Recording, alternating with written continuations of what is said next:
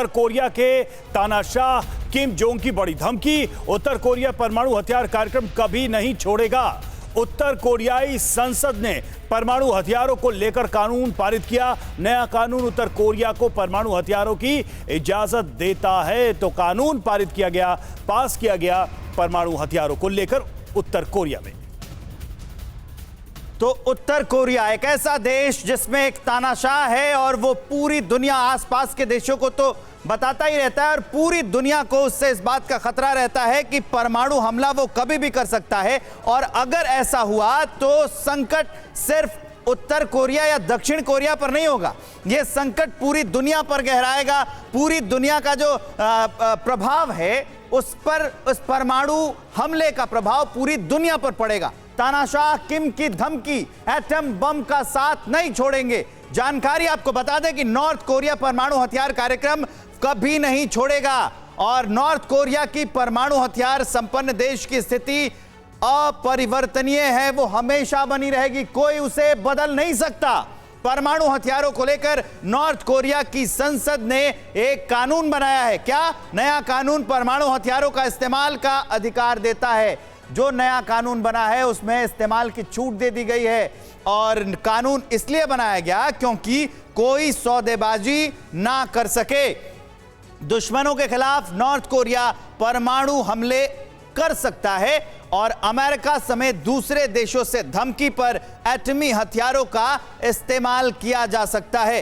ये सारी जानकारी निकलकर सामने आई है। हमारे साथ यूएस राठौर हैं, उनसे सवाल लेंगे, लेकिन और जानकारी दे दें कि अगर नॉर्थ कोरिया पर हमला हुआ तो नॉर्थ कोरिया पर हमले की साजिश रची गई, कब कब वो चलाएगा बम, ये जानकारी निकल के सामने आई है कि जो तानाशाह किम जोंग उन है वो एटम बम किन किन परिस्थितियों में चला सकता है, जवाब देने में परमाणु हमला हो सकता है, ये कहा गया है। अगर नॉर्थ कोरिया की रणनीतिक संपत्तियों पर अटैक हुआ तो वो परमाणु हमला कर देगा। हमले से बचने के लिए अंतिम उपाय के तौर पर भी इसे देखा गया है। यूएस राठौर, आप इसको कैसे देखते हैं कि ये एक बहाना है परमाणु हमले, मतलब परमाणु हमले को आसानी से कर पाने का, क्योंकि इस पे वैश्विक दबाव रहता है कि आप परमाणु का इस्तेमाल इतनी जल्दी नहीं कर सकते, या फिर वो सच में अपनी आत्मरक्षा के लिए कर रहा है क्योंकि अमेरिका हमेशा साउथ कोरिया के साथ खड़ा रहता है।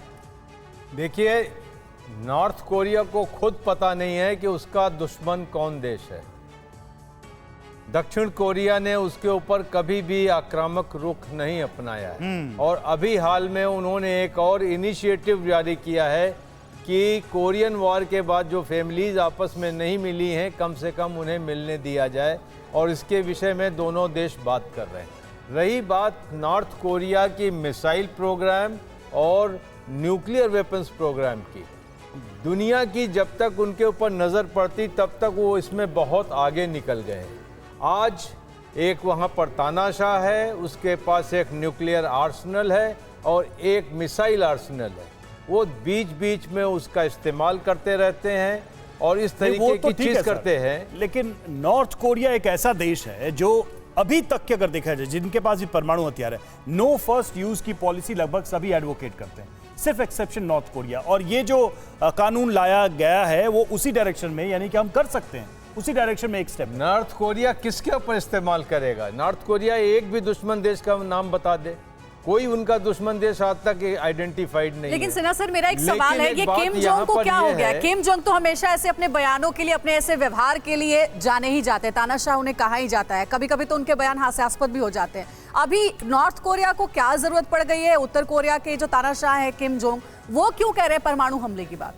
देखिए, हम जानते हैं कि नॉर्थ कोरिया किम जोंग जो है वो अमेरिका के खिलाफ हैं, तो कहीं ना कहीं क्या ये रशियन एंगल है या चाइनीज़ एंगल है या ताइवान एंगल है, इसको ध्यान में रखना पड़ेगा, पहली बात।